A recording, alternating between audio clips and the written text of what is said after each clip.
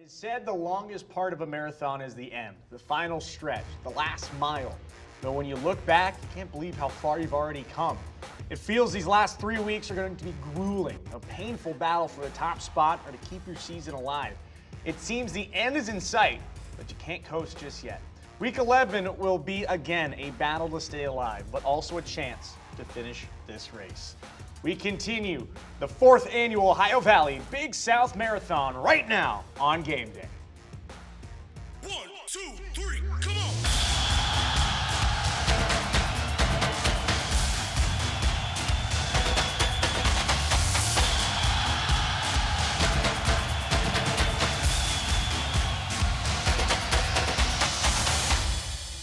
Welcome into OVC Big South Game Day for Week 11. Jacob Stonick, James Zugmeyer, Gabe Levi. Another great week last week. Some fun scores, fun games, close games, and same old as well.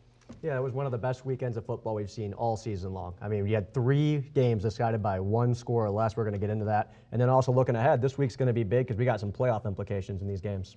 Yeah, some really interesting games. Even more interesting scores, especially if we've been following the trends this year. It'll be pretty interesting to take a closer look at a few of them. Well, we'll start with last week's scores and last week's games, starting off with Gardner-Webb taking on Tennessee Tech, trying to hand the Golden Eagles their first loss of the season. It was one heck of a battle between the two. Started off, Griesbach already. Gardner-Webb up 7-0, punching it in from the Wildcat, like usual, for Carson Griesbach. Second of the game at that point, 14-3. First time Tennessee Tech has been losing by double digits all season. Later on, Trey Holloway, 43-yard pass, a dime to the end zone, and he puts the Golden Eagles up 17-14. They would not lose this lead for the remainder of the game. Another look at this absolute dime. You see that beautiful stadium renovation that's going to be coming, or hopefully finishing up soon. Also, getting in on the scoring, Dom LeBlanc, a 35-yarder. That would make it 20-14, expanding the lead even more. And then again, watch this one. Trey Holloway again, jet sweep, breaking through the hole, 30, 20, 15, 10, 5, touchdown, 27-14. All of a sudden, down by 11, now up by 13. But Gardner-Webb not done yet. Anthony Lowe with an absolute beauty, a nice little floater right in double coverage, and he's able to haul it in. Makes it a 1-score game, 21-7 later on. Ball got tipped on the way in too. So a good grab, makes it within 1 score, but it would be tough in the last possession. Unable to get it done. Cole Pennington flows up an absolute duck. Quack, quack. Almost getting shot down, not sure.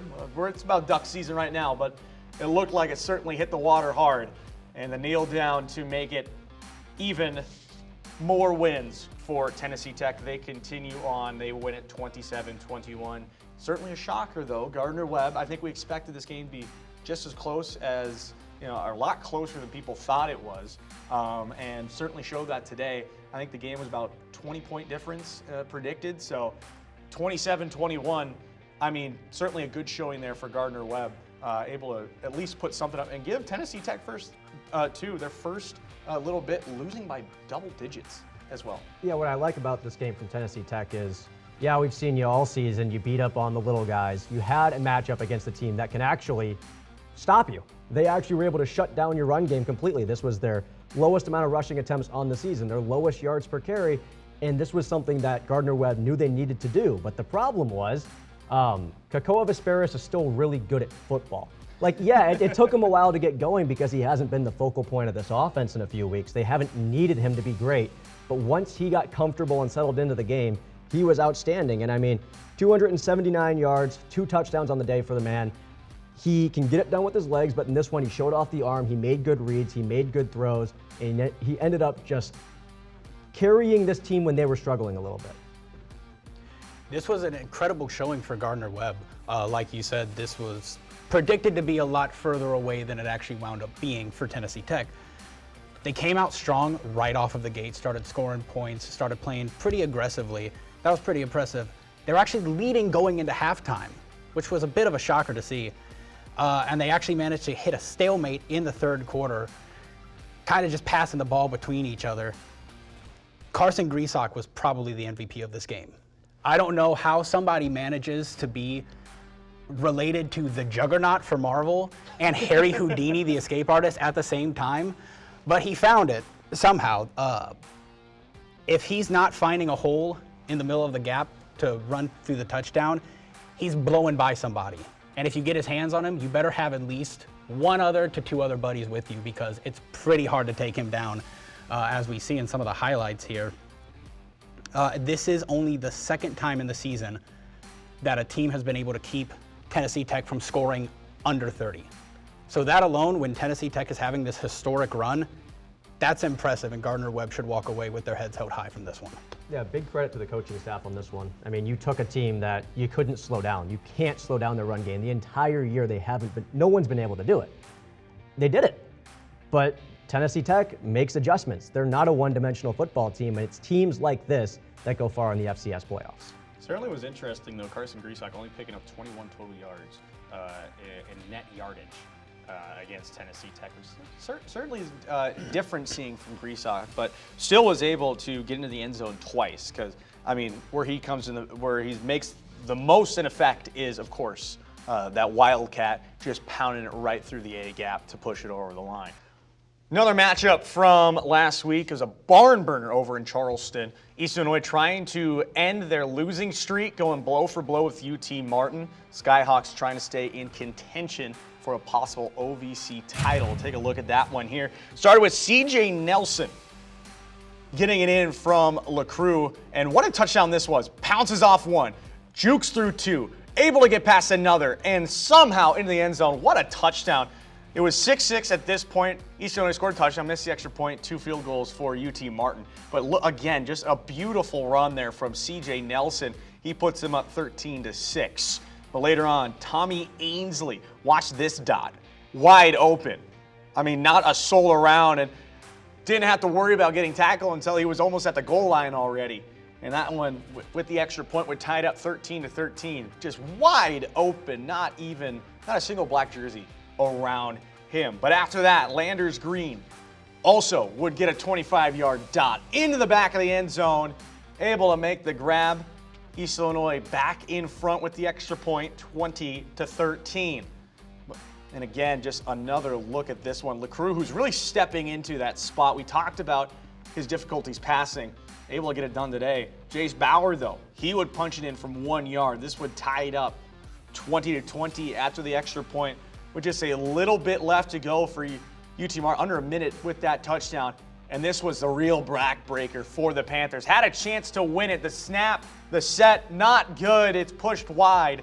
They missed the field goal from 41 yards out. First drive of overtime for UT Martin. They're able to put it in. They end up just going for the regular extra point, put them up 27-20. Now this is where it matters. 4th and 1.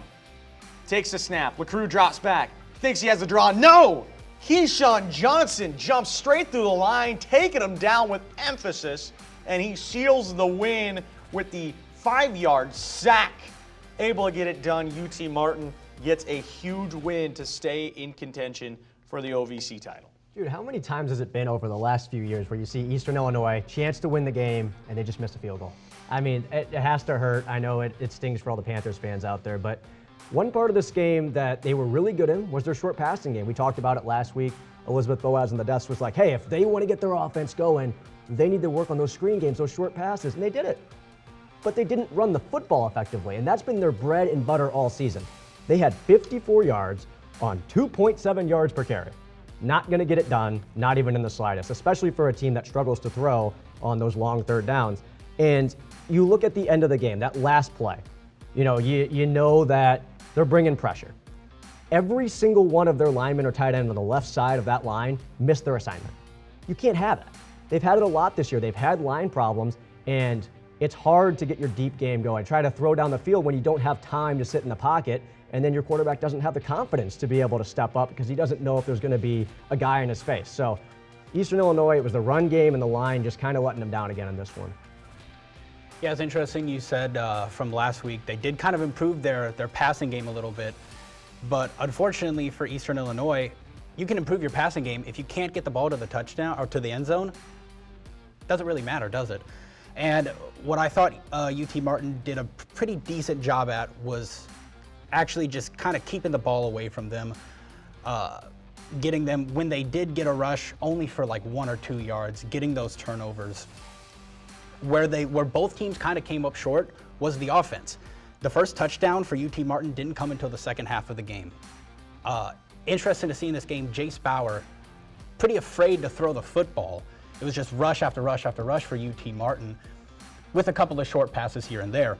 Cade Hector, the kicker, the team should be buying him lunch for the rest of the season. He was the lifesaver of this game. He's currently 20 for 20 this year in points after touchdown, and he scored 9 of the 27 points in this game for UT Martin. So definitely an MVP of the game, MVP of the season from the stats that we're seeing here. Well, it certainly seems like if one man is owed a steak dinner in Martin, it's certainly Cade Hector for what he's done this year. Also got to give something to the entire coaching staff. I liked this game that they weren't fooled by Eastern Illinois one bit. They sat in a cover one look. They had everybody cheating down. They said, you can't beat us over the top. They couldn't beat them over the top. Like, they were proven correct time and time again. They set themselves up for success on defense. They also have a lot of dogs in that defense that have won Player of the Week honors so far this year. It was just a really well-executed game plan for UT Martin on the defensive side of the ball, and then for Eastern just not able to get it done once again. Well, we had another shocking game here, and it started in Cape Girardeau. Charleston Southern taking on SEMO, looking to extend their win streak to 3 games in a rough environment down in Cape Girardeau against the Red Hawks. And we'll start it off here. This is where it gets fun. You think it's going to be the first field goal of the game. No, it's a fake punt, or a punter, Gilbert Brown getting in there on the fake field goal, and that will set up Zoltan Osborne to rush it in. Took the long route for the 4-yard run, able to punch it through. And fun fact, first rushing touchdown of the season for Zoltan Osborne. Then again, he'll drop back here, 14 yards, a long 3rd and goal play, and he's able to find Rashawn Cunningham in the end zone. And again, watch how wide open he is. Not a soul in sight. Able to haul it in for the 14-yard touchdown. 17-3 at that point. But then later on, Pedro. What a look. And Leatherwood, what a play to get it down there. 40 yards, bringing it within a score, 20-17. And later on, Zach Gordon would get the eventual final points with a 25-yard field goal. That would make it 23-17. But it was a tough drive at the end. Leatherwood, 4 incompletions from first down to the final 4th down, all in a row to end that series and essentially end the game for SEMO. And it was certainly a tough ending for them. But it was, didn't have a lead all game. It was all Charleston Southern. Didn't have much going in the second half, but they were in control that entire game. And Zoltan Osborne, another fantastic outing for him.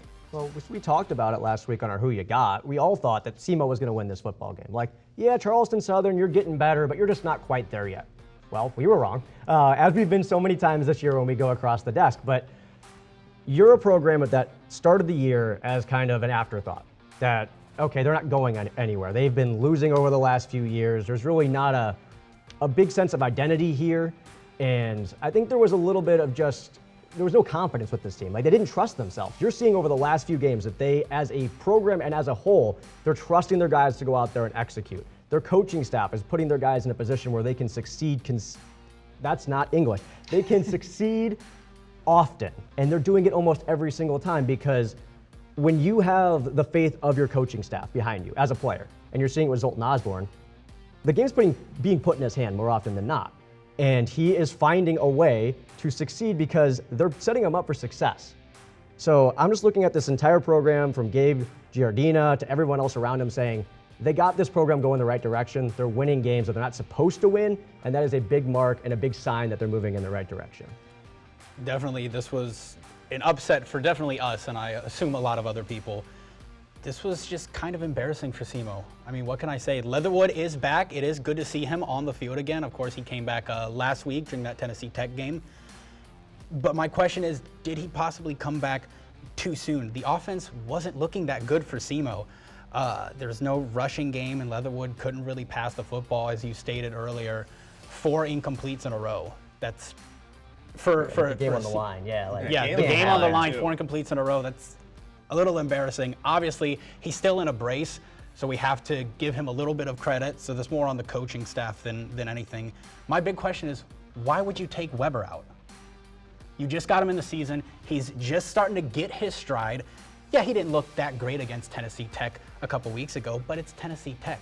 Is that really a mark? Is that a mark against Weber, or is that to go to how great that team is? I think definitely a dual going forward. They need to start doing a dual quarterback situation where you need to start getting Weber in a little bit more, because as it states right now from this game and from the stats, Leatherwood may not be back to 100% yet. You don't know, because he is getting towards the end of his college career. You're just going to let him finish the season? Because you know Johnny Weber is going to be good for the future. Yeah. So that's a question mark for this team. You know, do you value putting your best foot forward or letting Leatherwood finish off what he started? It's certainly the biggest conundrum, I think, going on right now in Cape Girardeau, to say the least. Here's a look at the scores from last week as well. And the one we didn't mention, Lindenwood getting a big win over Tennessee State, putting themselves back in the right direction as they win 35-13. Gardner-Webb, Tennessee Tech, Charleston Southern, Southeast Missouri State, UT Martin, East Illinois, 27-21, 23-17, and 27-20 respectively.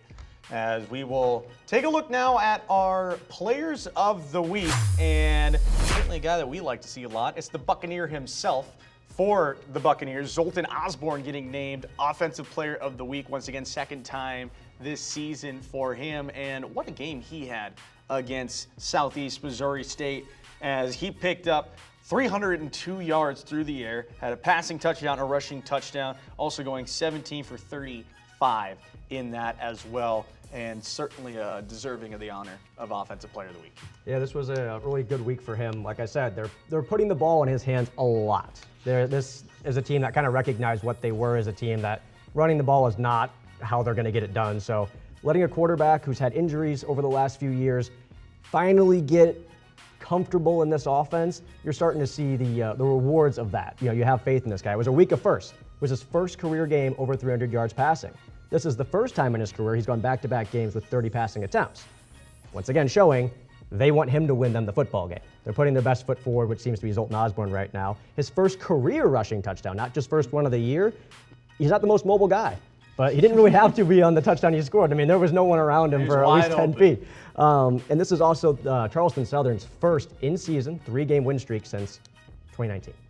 Incredible. So you have a lot of things going your way, and Zoltan Osborne's been a big part of it. Definitely, you mentioned this was his first rushing touchdown of his career.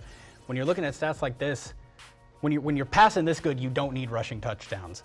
Obviously, this was through for over 300 yards for this game. This marks his 9th touchdown for this season alone, or 9th passing touchdown for the season alone, I apologize, for a total of 1,795 yards for the entire season. Those are great stats. I am very scared for the next teams that are coming up to face him. They're on the bye this week. Mm-hmm. And when you're facing against somebody as deadly accurate as Zoltan Osborne, who just got a little bit of R&R, well deserved by the way, this is definitely a dangerous force that you're coming up against for any other team. Another good showing for Zoltan Osborne, but Sanjay Strickland on the defensive side here, he gets tagged for Defensive Player of the Week for his performance against Tennessee State for the Lindenwood Lions. And what a performance it was for Sanjay Strickland, as he stepped up with 7 total tackles. All of them were solo, 3 of them tackles for loss, 20 total yards in lost yards, a sack, and also a fumble recovery for the edge rusher. He's been amazing for Lindenwood this season and has certainly a career highlight day against Tennessee State. Yeah, whenever this Lindenwood defense looks good, he is a big part of it in every game. I think back to that UT Martin game earlier this year where he was outstanding, and he's just smart. He's in the right spot. He knows what he's supposed to be doing on the football field, which is what you ask for out of all your guys. You know, they need to be able to adjust on the fly. He's able to do so. He's also a great tackler, and he showed up huge in the third quarter in this game, made a huge impact for his team. Yeah, like you said, this guy's an absolute unit on the field, 6'3", fast, and form-fitting as well. Dangerous to be staring off against. 38 solo tackles this season alone for a total of 78 for his entire career. And as we were talking about a little earlier, you can see he's just been getting better and better and better. Total of 12, 28, 38. And that's with a few games left in the season. A total of 148 tackles for solo and assisted for his entire career. And this season alone, 2 fumble recoveries, marking a first in his career. Yeah, he's been looking really good. Third year for Lindenwood for Strickland after coming over from Colorado State after his freshman year, the home state of Jed Stugart as well. Loves those Colorado guys, and certainly they've been working for him, to say the least. But another defensive player being named, Maurice Lapierre, also tabbed Defensive Player of the Week for his showing against Gardner Webb for the Golden Eagles. And again, another good showing for him as he picked up 4 solo tackles and 3 of them being sacks, or 3 total sacks, I should say. 4 solo tackles, 3 sacks, and also a forced fumble as well. 3 QB hurries in the mix as well. He was incredible and certainly a big part of that comeback win against Gardner Webb. Yeah, he looked really, really good this week. The guy is just simply a pure athlete. I mean, he's big, he's fast, he has quick hands, he's really explosive off the line, he's shifty, great balance. That's everything you want from a defensive end. I mean, all of those things. And one thing that really stood out to me this week was there was a play where Tennessee Tech rushed 3 against a double team, and he still pulled off a sack. They just couldn't get their hands on him. I mean, that is an impossible situation if you're an edge. I mean, you're being double teamed in a 3-man rush. You're not getting home. Well, this guy did because he's so good. And I'm really happy that we got to see one of these Tennessee Tech guys show up on one of these Players of the Week honors, because this year they really haven't had one guy that stood out in the game. It's been the whole team. This week they're finally getting honored the way they should be. Yeah, like you said, there are some guys who are just made to do this, and Lapierre is definitely one of them. We were talking about the ending of the game, where instead of playing back like you normally should when it's this close of a game, you should be covering your wide receivers. They instead chose to trust their guys and blitz, and Lapierre was one of those guys that they decided to trust, and you can see he was just all over the quarterback this entire game. I mean, there was no strategy for him. There's no stopping him. Like you said, born and bred athlete. And I got a whole team of born and bred athletes, to say the least, as Tennessee Tech gets ranked number 5 this week in the AFCA coaches poll, stepping up to number 5 in the FCS. Not only kind of deserving with how they've been playing this year, but also on the back of an incredible weekend of upsets in the FCS. Number 2, number 5, number 6, number 10, number 14, number 19, number 21, and number 25 all losing. Notable ones, obviously, the number 2 team, Tarleton State, number 5, South Dakota State, number 6, UC Davis, and number 10, North Dakota. All of those teams getting handed pretty bad losses, especially South Dakota State. Go Bison. They lost to Indiana State, who was 2-6 coming into that game. And, obviously I have a little bias, but a little bias towards NDSU, so watching that game and watching it end, it was kind of nice. But for Tennessee Tech, though, they do move up, and it was kind of after this game too. It was kind of a question of if they would move up, because they still played very well. So the real question is now with how many teams are in front of them, because now you have North Dakota State, you have both the Montanas in front of you. So it's going to be a tough climb for them, to say the least, if they can manage to climb up any higher. But they are really putting in a fight right now. Yeah, and then you also see the committee poll that came out this week. They're sitting at number 7 going into the playoffs. So that would get them a bye in the first round, but I think they should be higher. You look at the teams that are in front of them, and you look at how they handled adversity versus some other teams. And I want to give you guys some examples this week. So Tarleton State, their run game was completely shut down. Does that sound familiar? Yes. Tennessee Tech also had their run game completely shut down. They recognized early in the game that it wasn't going to work, so they changed it up.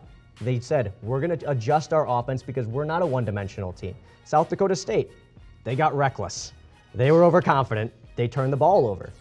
Okay, well, Tennessee Tech's down in this game. This is the biggest deficit they've had all season. They didn't panic.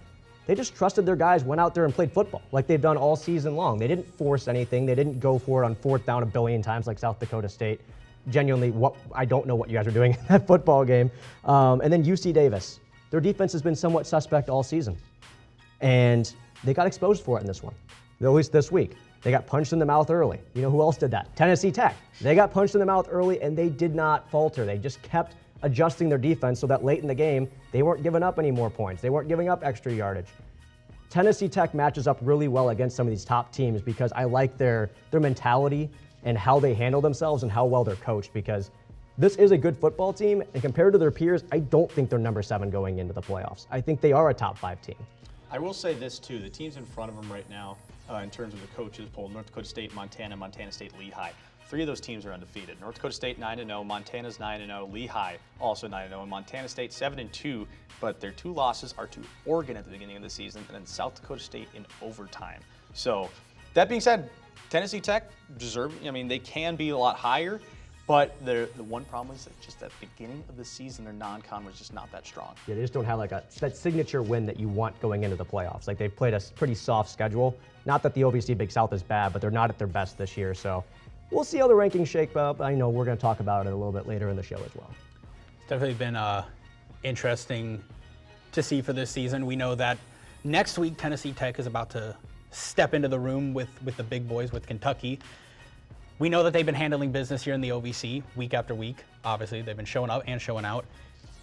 I'll reserve judgment until I see how they handle some of the big dogs in the league. When they start stepping into that room with some of the bigger players, how they handle themselves and the opposing team. We'll see next week, but this week they'll be on the road against probably not one of the big dogs at the current moment. They'll be on the road against a very struggling Eastern Illinois team in a game that certainly already seems a little done before it's even started, to say the least. Which means I have the impossible task of giving Eastern Illinois their keys to victory. So you saw last week, Connor Wolf came in a little bit more in this football game. And when he did come in, he was 5 for 5, 1 touchdown in that game. He's kind of been the only person on this roster of their quarterback room that can kind of push it down the field. I mean, he's still young. He's still working on things. You don't know what he's going to be, so I'm not trying to be too hard on him, but the quarterback room struggled. But at least with him under center, they have this extra wrinkle where they can maybe push it down the field a little bit more, because if Tennessee Tech does what UT Martin did and brings those safeties down, brings those linebackers down, and just starts rushing after the quarterback, there's really no chance for them to win this football game. So if you can stretch the field a little bit and get Tennessee Tech to back off of you, maybe they can get that run game going, and maybe they'll have a chance. Tennessee Tech right now, this is the longest winning streak in the nation and in program history.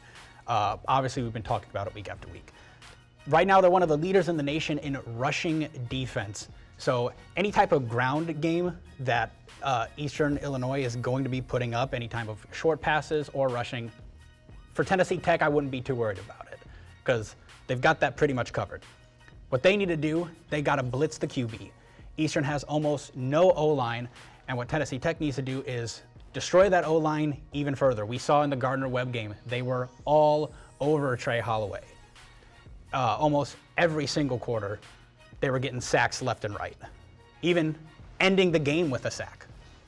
So would you say, with them bringing the extra pressure this week, I'm talking about bringing Connor Wolf, and he's not as mobile, but Cole LaCrue, he struggled to throw downfield. If you were the head coach, where would you guys go with this? I don't know. It's Tennessee Tech. Yeah. Maybe a mix of both. Maybe. I think it's just so difficult until you've really seen it happen. And I think the one difference that I've seen with Tennessee Tech is they're very adaptable. I think that's another thing that really sets them apart from other teams. They're very adaptable. And like we saw last week, if their running game doesn't work, you throw the heck out of the ball. If throwing's not working, you run the heck out of the ball. And their defense is so good. I mean, it's kind of hard to have to adapt when you're just shutting down everything in the first place, but you don't even have to. So, I mean, it's hard. It's going to be difficult for Eastern Illinois. I mean, again, anything's possible, but, you look at it, most things say this one's kind of over before it's even started later on. But moving on to our next spot here, teams this week in the OVC coming into this week are 5-2, just nearly perfect after the bye week. And that brings us into our next preview here. Western Illinois taking on Lindenwood at home in Macomb, trying to make it 6-2 in that after the bye week in the conference this season. Western Illinois, they're certainly trending up. They finally got that first conference win, taking on Tennessee State. Lindenwood got a very big win over Tennessee State as well. So, I mean, it's going to be a fun one in Macomb, to say the least. I think it's going to be a relatively close game. And I think, to me, it's going to be what defense can step up the most.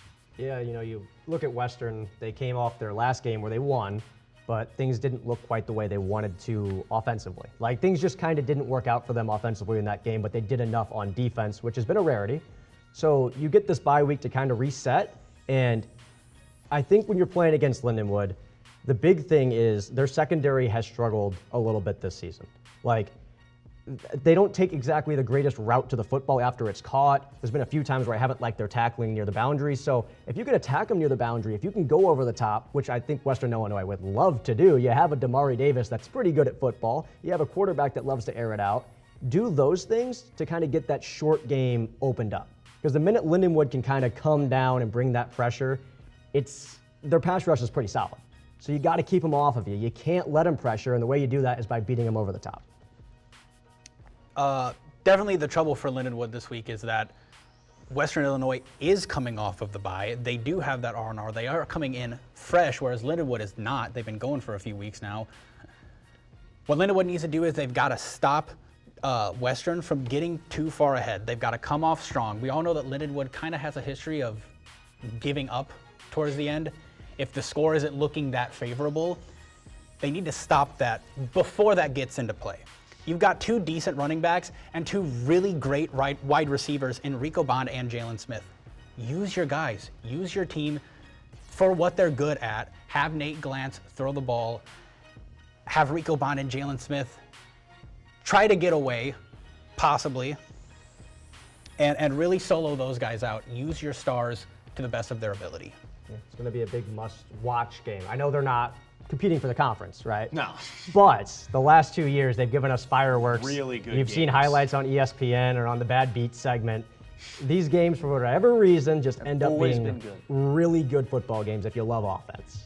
Well, obviously, those two teams not in contention, but a team possibly still in contention right now. Technically speaking, of course, UT Martin still in the race. Can they possibly win the conference? Obviously, don't want to worry about it too much right now. What the end game is, their final game is going to be against Tennessee Tech, which could possibly decide a champion. But right now, they got to get a big win against Tennessee State at home.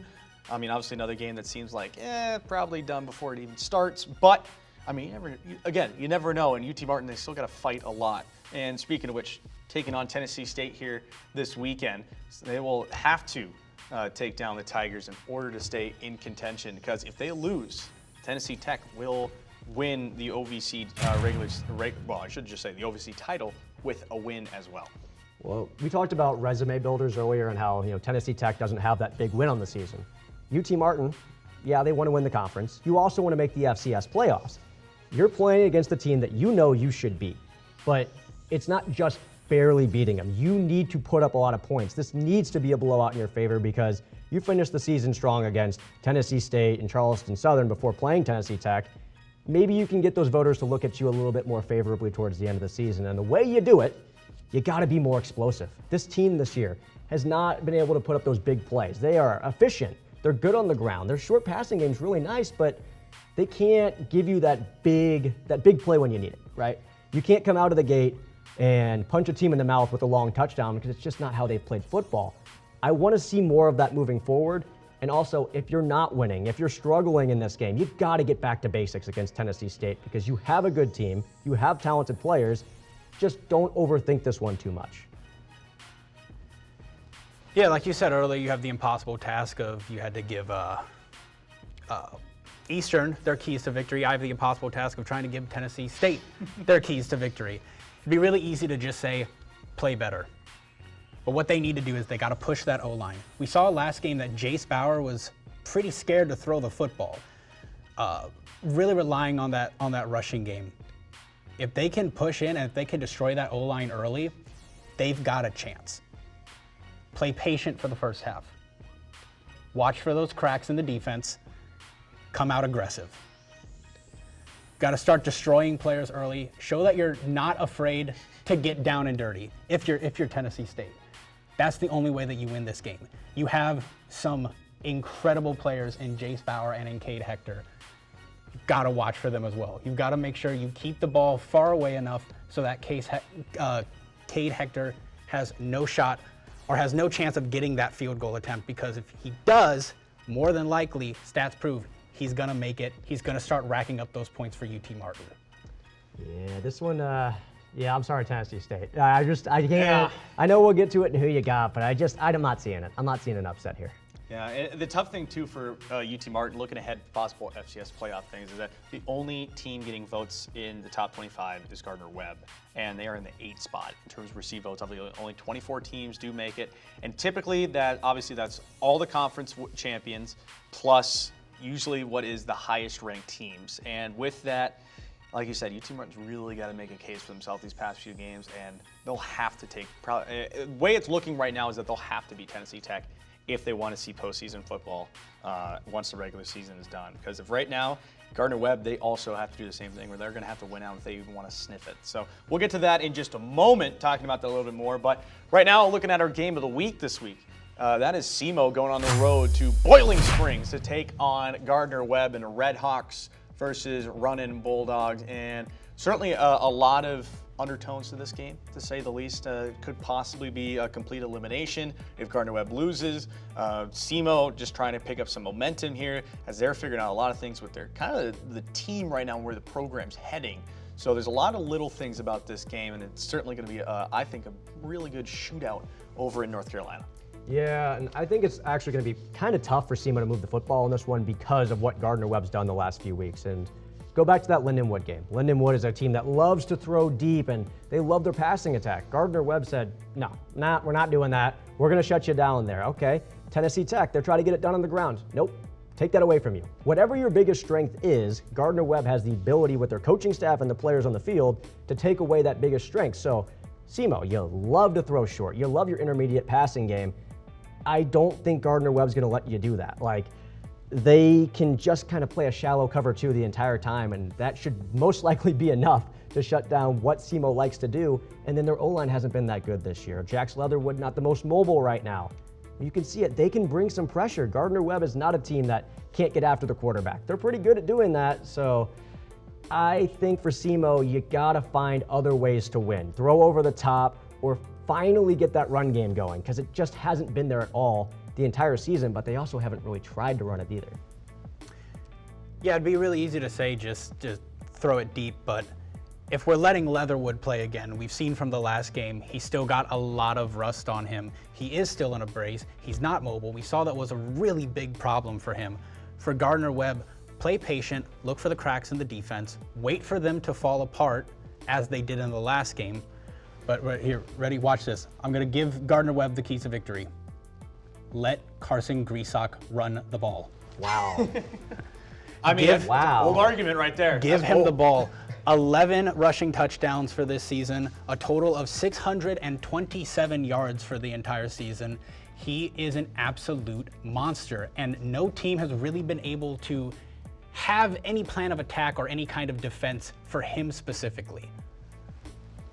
Well, we'll take a look now at the standings here coming into this week to set the table a little bit more for what can happen, what will happen.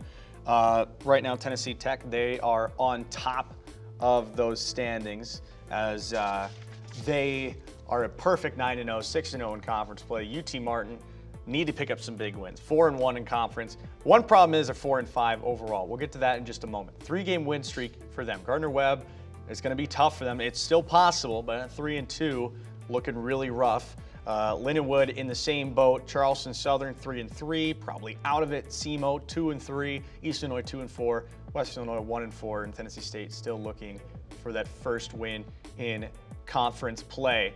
But that takes us into, as we get closer to the end of the season here, figured it'd be a good idea to maybe brainstorm some possible outcomes here as we reach the end. And as of right now, it's looking like Tennessee State in control with the win. If they're able to win out conference play, it looks like they're going to get a first round bye in the FCS tournament. So as of right now, it looks like Tennessee Tech, is a shoo-in.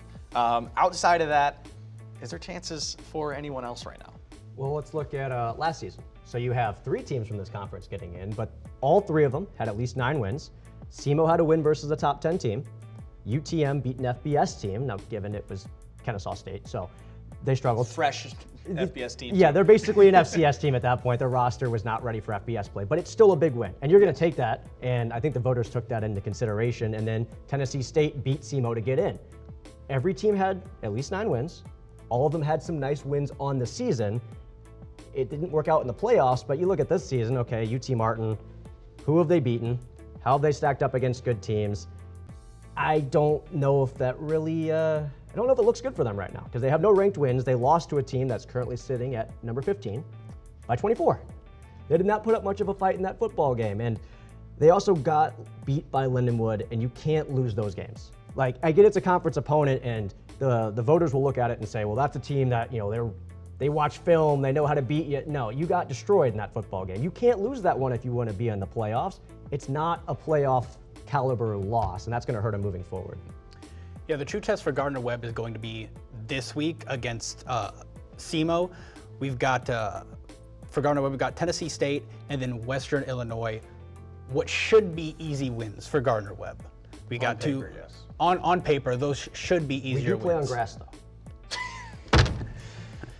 James. So Gardner-Webb, depending on how they play this week, will kind of determine on whether or not they actually have a chance in the conference for making the conference. I'm going to take a quick poll here for UT Martin. Who loves a good underdog story? Raise your hands. A good underdog. I'm a sucker. Everyone. I'm a sucker. Everyone loves a good underdog story. All right, we've got UT Martin. They are facing against Tennessee State. Hopefully, again, should be an easy win on paper. The true test for them is going to come at the end of the season. The last game, they are facing Tennessee Tech.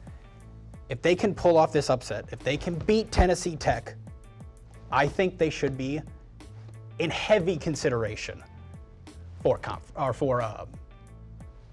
The playoffs. the playoffs. Yes. And they would get the Like auto bid. English. Yeah, Yeah, because they they would- would they win would- the conference at that point. I think Tennessee Tech would still get I believe it's only one auto bid for a conference. Tennessee Tech would probably still get that, but it would certainly increase their chances for sure. But with the tiebreaker, if they win out, both teams have one conference loss, UT Martin has it over them, they would be the yes. auto bid automatically in, and then Tennessee is Tech right. would probably get in as well. But Yes. I do look at Gardner-Webb.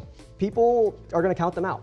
But They are still receiving votes, though. That's the Right. other thing to look at. they're receiving votes. They've played well against FBS teams earlier this year. They have a ranked win on their resume, and they have that one loss that people are going to look at and say, does that eliminate them? You lose to UT Martin with a backup quarterback in his first game.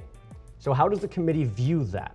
I think they're not going to do as much research and look into it, but like I almost give them a mulligan on that one. And if they win out, they are a very talented football team. I think they'd go far in the playoffs, but it's about your resume, not what you can do in the future. So it's going to be interesting for Gardner-Webb down the stretch. And it's certainly, I would definitely say it's a tough one for UT Martin because of the non-con schedule. 3 FBS teams, Missouri State right before it. You lose all 4 of those. Or Missouri State, one of the FBS, I should say Southern Illinois in one of them. While they're still ranked, but still, I mean, not a good loss in terms of the stat sheet either. So it'll be tough because of that non-con schedule for UTM. They certainly will probably have to win out, is what it looks like. And what the situation is right now, if UT Martin loses and Tennessee Tech wins, Tennessee Tech will have the championship all to themselves and will be over with today. So simply put. But I think now it's time to get to our favorite segment. It's time for Who You Got, as we take a look and try to guess who will win each game in the OVC. And we are going to start talking about those Tennessee Tech Golden Eagles trying to possibly clinch an OVC title here. James, we'll start with you. I'm just going to be real with everyone. We're not going to play games here. I don't think this Golden Eagle defense is going to lose to a team that really can't throw the ball deep, that struggles to run the football consistently week to week, and can't protect their quarterback. I mean, Gardner-Webb was the best shot anyone had. I mean, I shouldn't say that because UT Martin still hasn't played him, but Gardner-Webb had the best shot of beating them. They have the most complete roster, and you look at EIU compared to them, it's not much of a comparison. So give me the Golden Eagles here. I'm expecting a slower game in the first half. We've seen that Tennessee Tech does kind of like to take their time, especially when you have a tougher defense. They really like to play patient and try to find those chips in the armor. When all is said and done, though, it's Tennessee Tech. Eastern Illinois, again, like you said, doesn't really have an offense. So I'm expecting maybe a lower scoring game, depending on if Eastern can keep their defense up like we've been seeing, how good they can play. All in all, though, I'm going to go with Tennessee Tech on this one. Yeah, Tennessee Tech, heavily favored once again, on the road, doesn't matter. Give me the Sparrows and the Golden Eagles. Simple as that. Moving on to our next one.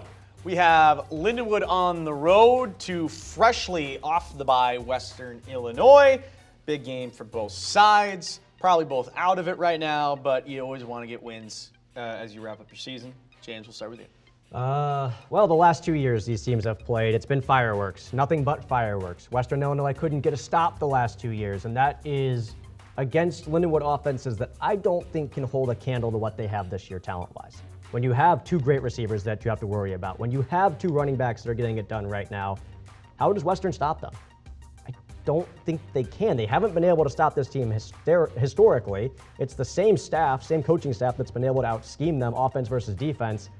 I'm just going to take Lindenwood here. I think it's going to be a great game. I'm definitely going to tune in.